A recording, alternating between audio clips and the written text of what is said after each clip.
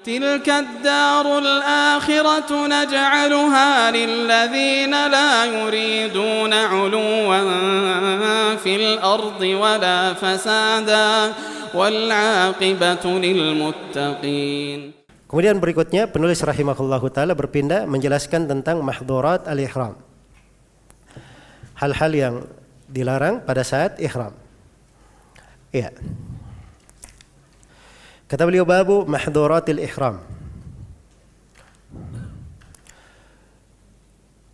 Bab tentang mahdhurat al-ihram, hal-hal yang dilarang pada saat ihram. Al-mahdhurat maknanya al-muharramat. Ya. Ini pembahasan kita yang pertama, ta'rif al-mahdhurat. Mahdhurat artinya al-muharramat allati tahrum bisababil ihram. Hal-hal yang diharamkan disebabkan dia melakukan ihram. Jelas ya? Asalnya kadang bukan diharamkan, tapi karena dia sedang ihram, hal yang boleh ini menjadi apa? Menjadi haram. Sama ketika sholat kita dikatakan takbiratul ihram. Takbirnya ini memasukkan kita dengan takbir ini membuat ada hal-hal yang dilarang tidak boleh dilakukan setelah ihram sholat itu tadi. Tidak boleh bicara dalam sholat, tidak boleh makan, minum dan seterusnya, kan begitu? Ya, sama dengan ihram ini. Begitu sudah masuk ke dalam ihram, ada mahdhurat, hal-hal yang dilarang, tidak boleh didekati. Iya. Kata beliau wahia tis'un. Dan ini ada 9. Pembahasan yang kedua bahwa mahdhurat al-ihram jumlahnya ada berapa? Ada 9. Dari mana diketahui 9? 9 ini bittatabu wal istiqra. Itu pembahasan al-fuqaha, ahli fikih seperti itu. Mereka katakan rukun salat ada 14. Ya. Mahdhurat ihram ada 9. Itu mereka simpulkan. Kesimpulannya seperti itu. Baik.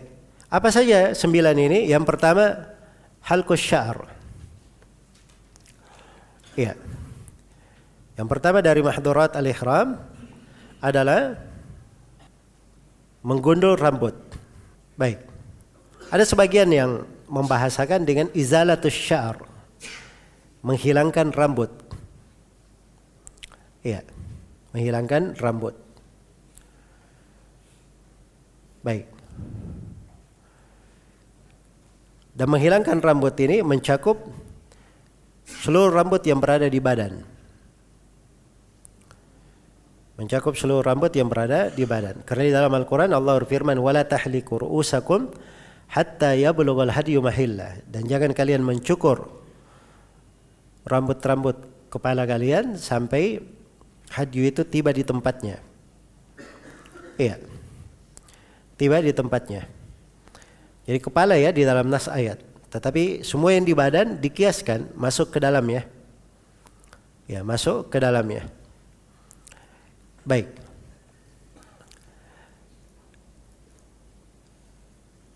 Kemudian yang kedua, larangan yang kedua yang dilarang pada saat ihram, wa taqliwul adfar. Ya.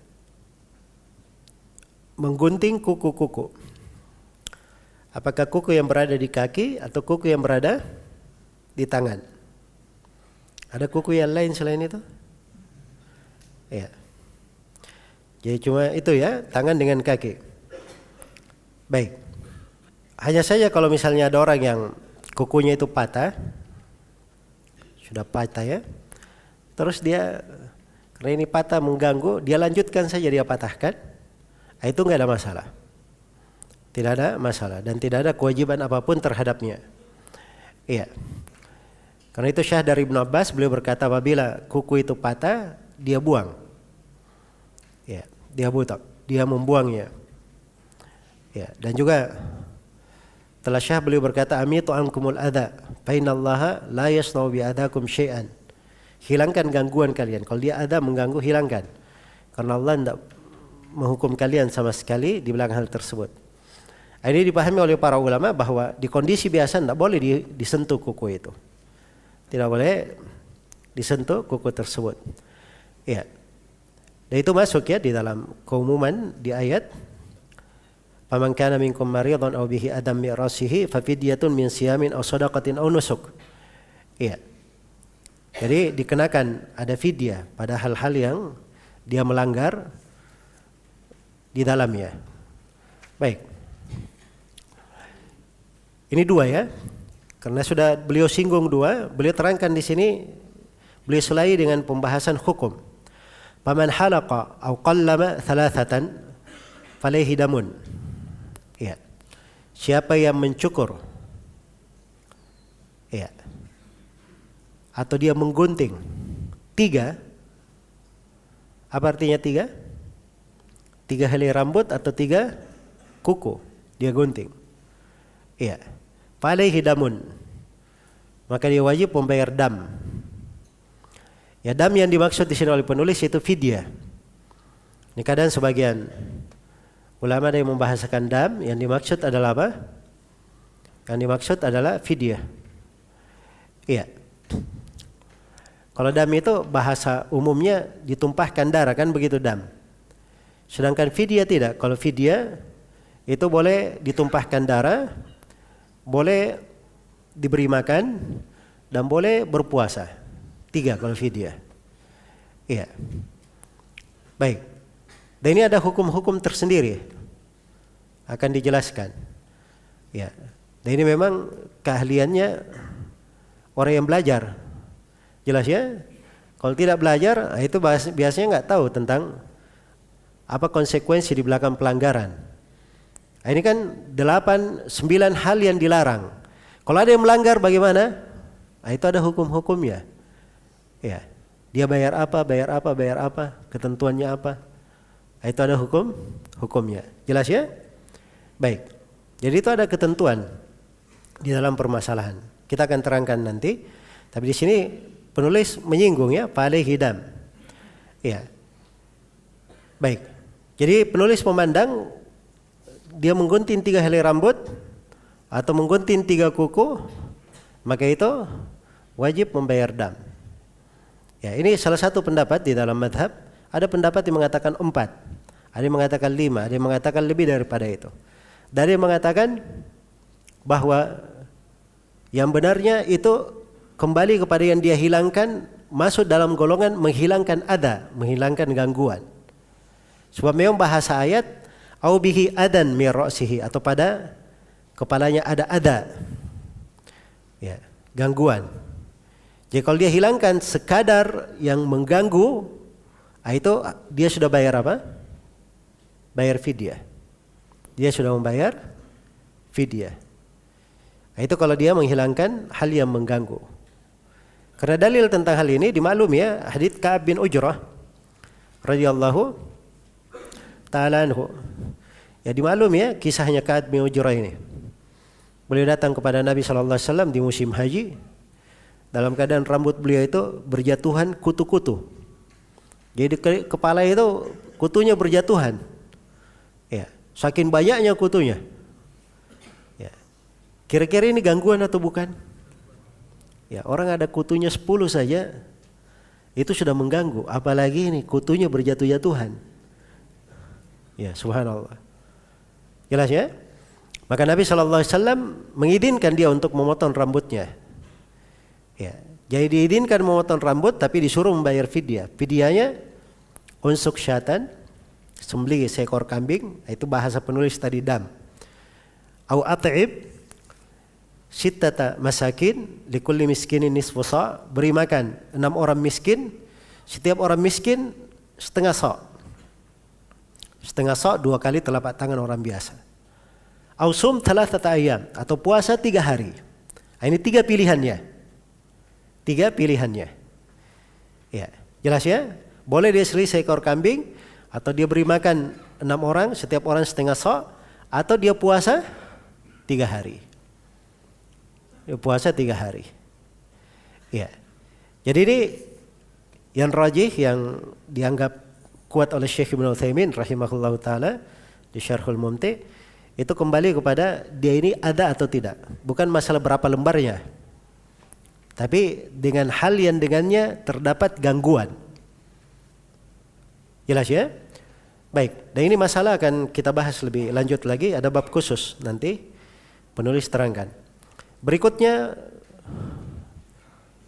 yang ketiga dari hal yang diharamkan dalam ihram, menutup kepala. Kata beliau, man ghatta ra'sahu bimulasikin fada. Dan barang siapa yang menutup kepalanya dengan penutup yang bersambung, mulasik itu penutup yang menempel bersambung, fada, maka dia juga bayar fidyah. Dia juga bayar fidyah. Iya. Baik, ini kalau dia tutup kepalanya dengan hal yang bersambung menempel, ya, dia tutup kepalanya pakai kopiah, atau dia pakai selimut, atau dia pakai apa itu yang di belakang ini, ya, jelas ya. Kalau orang Maroko dia bilang burnus, ya, ini ya.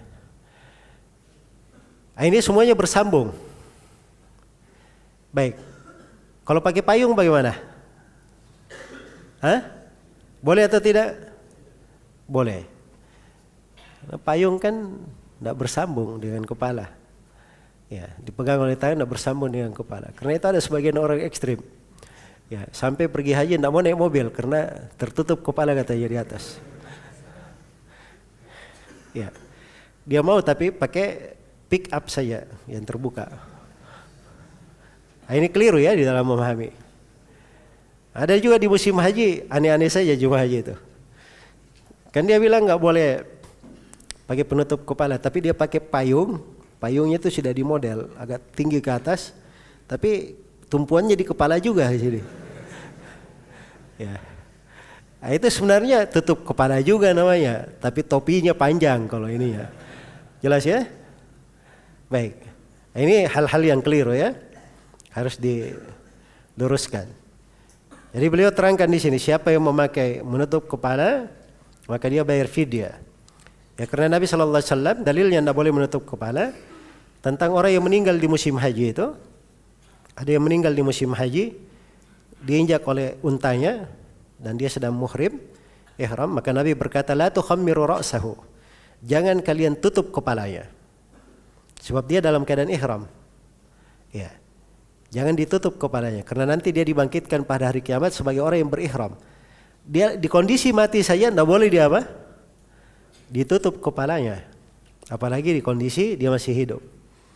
Baik, berikutnya larangan yang keberapa?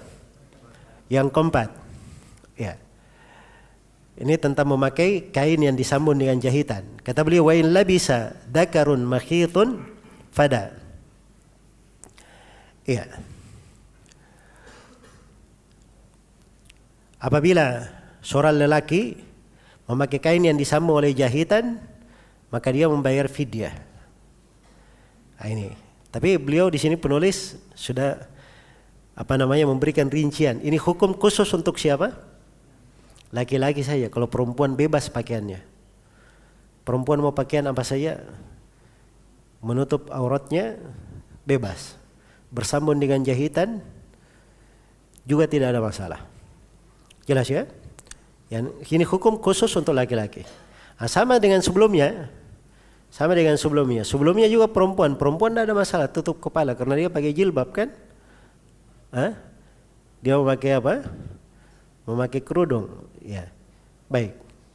Jadi ada sebagian dari hukum ini khusus untuk laki-laki saja. Kalau perempuan tidak ada masalah di situ. Baik. Adapun menggunting yang pertama tadi menghilangkan rambut, yang kedua menggunting kuku, ini tidak boleh ya laki-laki perempuan. Yang ketiga yang keempat ini untuk laki-laki saja. Baik. Jadi kain yang disambung dengan jahitan, ya, ini tidak diperbolehkan. Baik, ada belakangan ini kain ihram, dia tidak disambung dengan jahitan, tapi dia pakai kancing, ya. Jadi bisa ditempel, nanti dikancing di ininya, dikancing. Baik, ini syubhat ya yang seperti ini. Ya, itu harusnya dia tinggalkan, dia cari yang lain. Dia cari yang lainnya. Ada yang kadang dia pakai peniti, ya dia pakai peniti. Nah, agar supaya tidak jatuh-jatuh ininya, Baik, mengatakan tidak boleh juga saya sulit ya mengatakan tidak boleh. Hanya saja hal-hal yang seperti ini seharusnya sebaiknya ditinggalkan. Ya, karena kadang bisa menyibukkan dia ke dalam hal-hal yang kurang pantas juga. Baik, berikutnya pelanggaran larangan yang keberapa? Yang kelima. Larangan memakai wangi-wangian, ini yang kelima. Wa in tayyaba badanahu aw thawbahu aw iddahana bi tibin aw shamma tiban aw tabakhkhara bi 'udin aw nahwihi fada. Kalau dia memberikan wangi-wangian ke badannya, badan atau bajunya, atau dia memakai minyak dengan wangi-wangian, ya, artinya kalau minyaknya bukan wangi-wangian boleh atau tidak? Ini kering sekarang apalagi di musim panas ya, sering kering. Diambil krem, tapi bukan wangi-wangian, boleh atau tidak? Boleh saja, karena yang dilarang cuma apa? Wangi-wangian. Jelasnya? Au syamma tiban, atau dia mencium wangi-wangian. Kalau dia cium ikan bakar boleh atau tidak? Dia cium ikan bakar. Kenapa boleh? Ya asalnya boleh memang. Yang dilarang itu kalau ada dalilnya. Yang dilarang cuma apa? Wangi-wangian saja. Jelas ya? Ini wangi-wangian ada, dia sengaja pergi cium. Dia tidak pakai, cuma dia cium terus wangi-wangian ini. Ini tidak dibolehkan. Tapi kalau dia cium wangi-wangian tidak sengaja, dia lewat di toko begitu, ada penjual gaharu, ya dia cium wanginya, itu nggak ada masalah. Jelas ya? Itu tidak dipermasalahkan. Baik. Au tabakhkhara bi'udin, atau dia memakai bukhur, ya mengasapi dirinya dengan kayu gaharu, wa nahwihi, atau yang semisal dengannya, fada, maka dia membayar fidyah juga.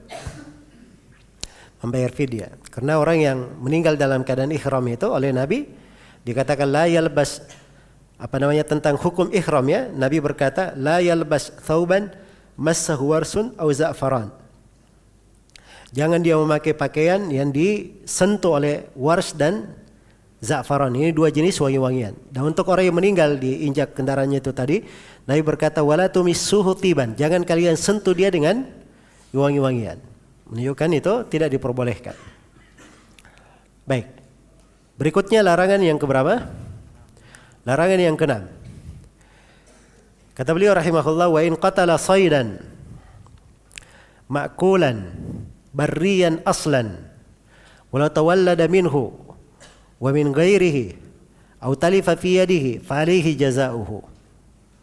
Ini hal yang diharamkan yang keenam. Membunuh hewan buruan. Membunuh hewan buruan. Wa in qatala saydan, kalau dia membunuh hewan buruan. Ya, perhatikan ya, saydan. Ini kaitannya dengan sayd, hewan buruan. Tahu hewan buruan? Hewan buruan itu hewan yang liar, lepas. Kalau diburu baru didapat, itu hewan buruan. Jelas ya? Tapi kalau dia kambing di kandang orang, atau sapi di lapangan orang, itu hewan buruan atau bukan? Bukan. Itu beda ya. Gak ada masalah seorang pergi beli kambing, dia potong sendiri, dia ihram, gak ada masalah. Sebab itu bukan hewan buruan. Jadi perhatikan, hewan buruan, makulan, yang dimakan. Iya. Yang dimakan. Artinya kalau dia tidak dimakan, ya. Artinya kalau dia tidak dimakan, ya, maka itu nggak ada masalah untuk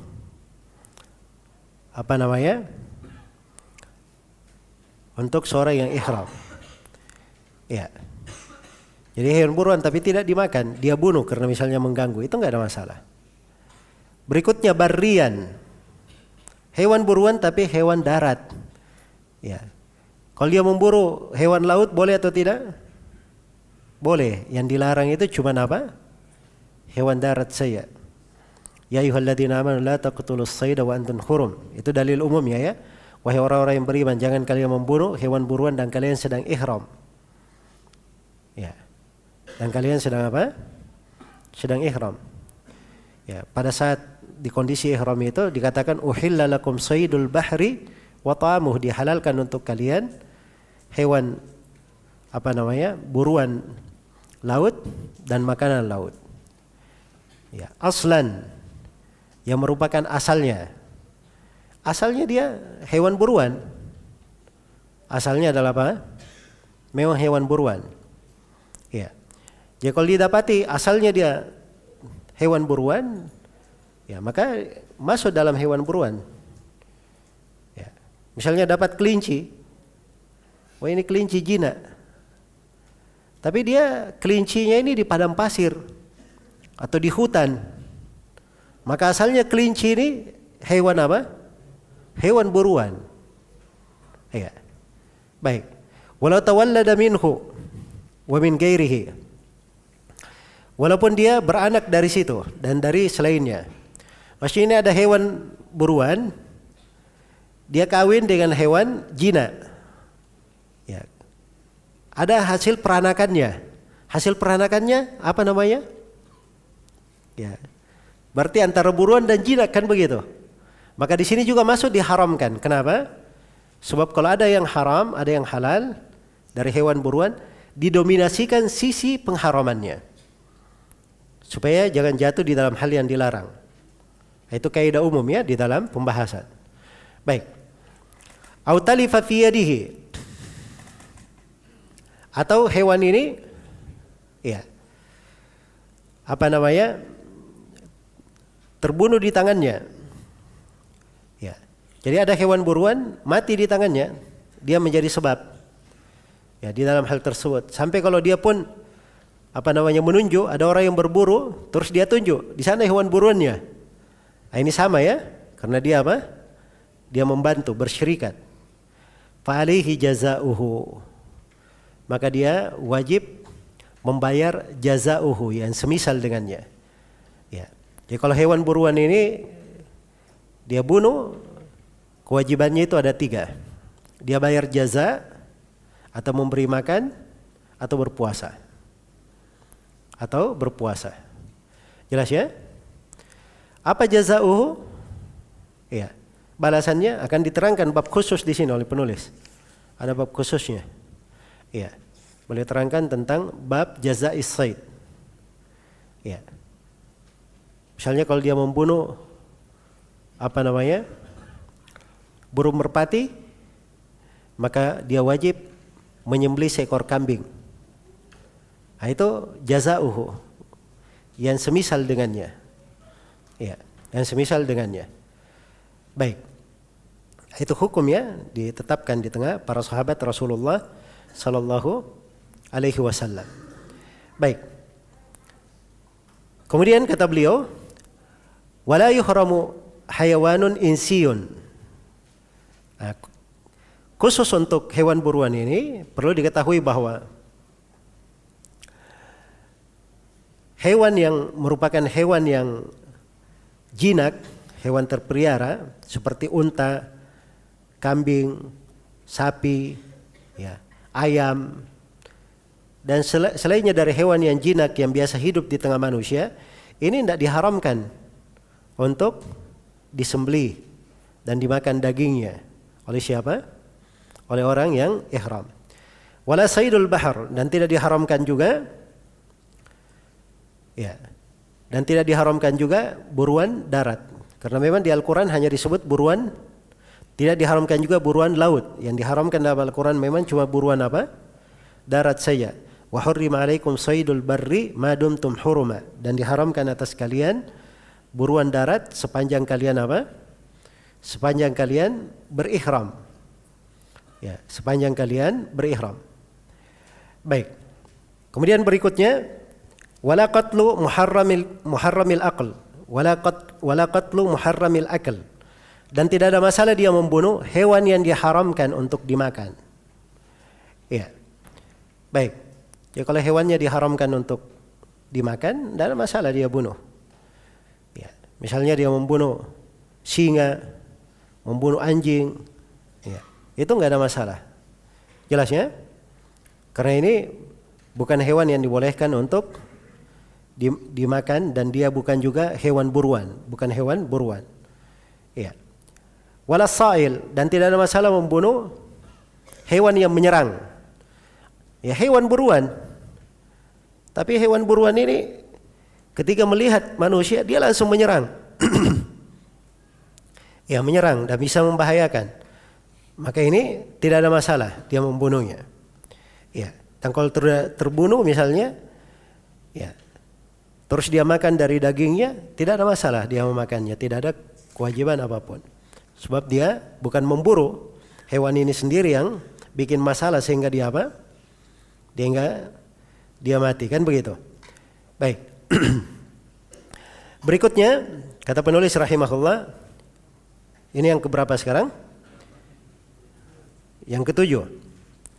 Iya. Wa yahrumu aqdu nikahin wala yasih wala fidyata wa tasihhur raja'ah.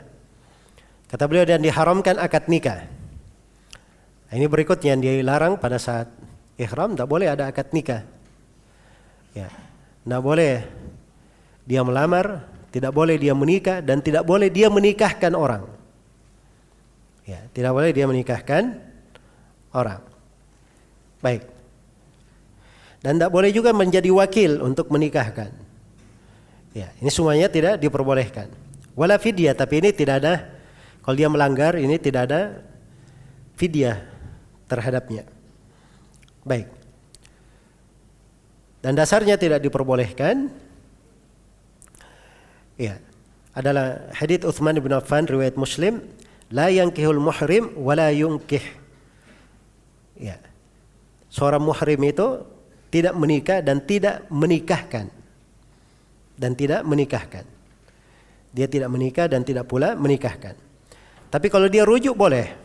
Misalnya pada saat ihram, ada seorang suami misalnya, suami istri ribut-ribut, tapi pas lagi haji atau umrah ada kesadaran mau rujuk, ya kemudian rujuk, tidak ada masalah. Jelas ya, kalau rujuk tidak dipermasalahkan. Sebab itu bukan nikah, rujuk itu bukan nikah. Jelas. Baik. Berikutnya yang ke-8. Dan ini larangan yang terbesarnya. Kata beliau, wa in jama, ini larangan jima pada saat ihram. Ya, jima itu ada hukum yang terkait dengan jima pada saat haji, ada hukum jima pada saat umroh. Khusus haji ada yang khusus umroh. Untuk haji ada yang sebelum tahallul pertama, ada yang setelah tahallul pertama. Ini hukumnya berbeda. Sekarang kita lihat apa yang disebut oleh penulis rahimahullah. Kata beliau, wa in jama al-muhrimu qabla at-tahallul al-awwal fasada nusukuhuma wa yumdiyani fihi wa yaqdiyanihi thani am. Kalau seorang yang ihram dia melakukan jima sebelum tahallul pertama. Ya, ini istilah tahallul pertama ya, antum masuk lagi pembahasan tahallul. Tahallul ini istilah di tanggal 10 Dzulhijjah di hari nahar. Di hari nahar itu ada 4 amalan haji. Yang pertama melempar jamratul aqabah, yang kedua menyembelih, yang ketiga cukur, dan yang keempat tawaf ifadah. Jelas ya? Tawaf ifadah.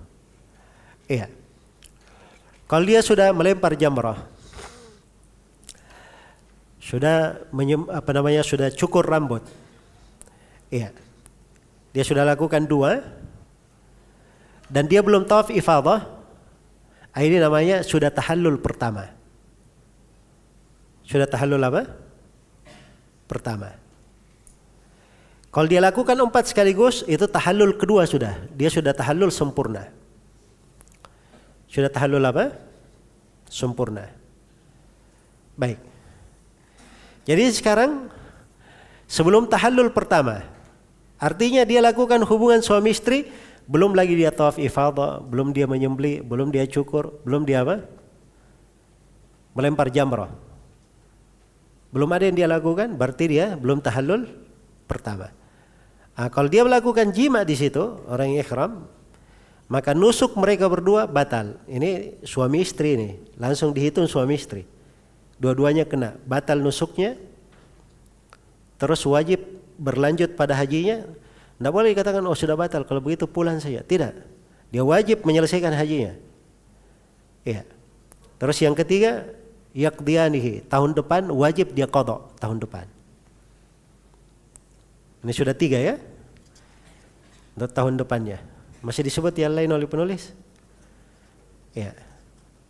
Oh enggak disebut. Saya tambah jadi 5.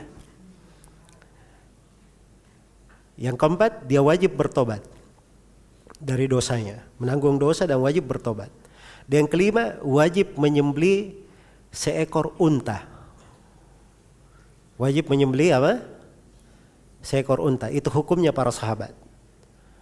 Ini 5 kewajibannya. Ini kalau dia hubungan suami istri setelah apa? Dia hubungan suami istri sebelum tahallul pertama. Iya. Baik. Ya kalau hubungan sebelum tahallul pertama, itu hukumnya tadi. Ada 5 ya. Saya ulangi tadi konsekuensinya 5. Yang pertama hajinya rusak. Yang kedua hajinya wajib dilanjutkan. Kemudian yang ketiga hajinya wajib diqadha tahun depan. Yang keempat wajib bertobat dari dosanya. Kemudian yang kelima apa? Wajib menyembelih seekor unta. 5. Kalau hubungan suami istri terjadi setelah tahallul, dia sudah melempar jamrah, sudah menyembelih, sudah cukur rambut, dia sudah pakaian biasa, tapi dia belum tawaf ifadah pada tanggal 10, belum tawaf. Iya. Maka hajinya syah. Tapi dia wajib untuk menyembelih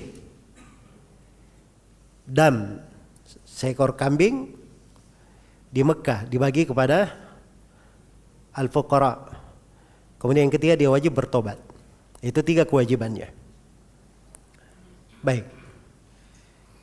Itu yang terkait dengan apa? Terkait dengan orang yang melakukannya setelah tahallul pertama. Baik, ini 5 konsekuensi. Itu semuanya ada pendalilannya di dalamnya. Misalnya wajib dilanjutkan, itu syah dari Umar bin Al-Khattab radhiyallahu ta'ala anhu. Baik. Saya ulangi ya, terkait dengan masalah kalau dia melakukan hubungan setelah tahallul pertama. Kalau sebelum tahallul pertama tadi ada berapa konsekuensinya? Ada 5. Kalau setelah tahallul pertama, sebelum tahallul kedua, setelah tahallul pertama, ada 4 konsekuensi. Yang pertama dia berdosa. Kemudian yang kedua dia wajib membayar fidyah, itu tadi membayar dam. Ya. Kemudian yang ketiga ihramnya jadi rusak. Ihramnya jadi apa? Rusak. Hajinya syah tapi ihramnya rusak. Iya. Kemudian yang keempat dia wajib untuk keluar ke tanah halal untuk ihram dari baru. Ihram dari mana? Dari baru. Ini 4 konsekuensi. Kalau setelah tahallul pertama. Baik. Kalau misalnya hubungan suami istri ini terjadi pada umroh, ya, terjadi pada umroh, ya, maka dia merusak umrohnya. Dan dia wajib mengqadha umroh itu dari miqat. Dia keluar ke miqat, lalu dia wajib membayar dam. Dia wajib membayar apa? Membayar dam. Baik. Ini apabila umrah, ya. Dan ini terjadi sebelum tawaf atau sebelum sa'i. Terjadi sebelum tawaf dan sebelum sa'i. Adapun kalau umrahnya setelah tawaf dan setelah sa'i, ya, sebelum cukur misalnya, sisa cukur sendiri yang belum dia lakukan, umrahnya syah, tapi dia harus bayar fidyah. Salah satu dari 3 hal itu tadi. Baik. Kemudian pembatal yang keberapa sekarang? Larangan yang keberapa? Larangan yang ke-9. Larangan yang ke-9, wa tahrumul mubasyarah. Ini berintim dengan istri. Ya, mubasyarah itu bersentuhan kulit dengan kulit. Ya. Jelas ya? Menyentuh dengan syahwat. Menyentuh dengan syahwat seperti mencium, memeluk atau yang semisal dengannya. Nah, ini bukan hubungan suami istri. Bukan hubungan suami istri. Ini masuk ke dalam hal yang diharamkan. Iya. Baik, hanya ada satu masalah di sini dibahas oleh para fuqaha. Kalau misalnya dia ada hubungan suami istri, dia memeluk, mencium, tapi akhirnya terjadi keluar misalnya. Iya. Karena hal itu. Ada keluar. Apakah dia wajib? Apakah batal hajinya atau batal? Apakah batal umrohnya? Iya. Baik. Kalau di haji misalnya, dia mencium, di haji ya, dia mencium, memeluk, keluar. Ya, sebelum tahallul pertama, apakah dia wajib untuk membayar unta? Ya, kalau Syekh Shalal Fauzan beliau memandang bahwa hajinya tetap syah, tapi dia harus membayar unta, menyembelih unta, sama dengan orang yang berjima. Ya, yang membedakan hajinya tetap syah saja. Baik. Dan kalau dia melakukan mubasyarah ini tidak terjadi apa-apa, hukumnya sama dengan pembatal sebelumnya. Kita akan terangkan nanti ketentuan hukum pada 9 hal yang diharamkan ini. 9 perkara yang dilarang ini kalau terjadi pelanggaran. Ini bab setelahnya nanti, bab tentang fidyah. Baik.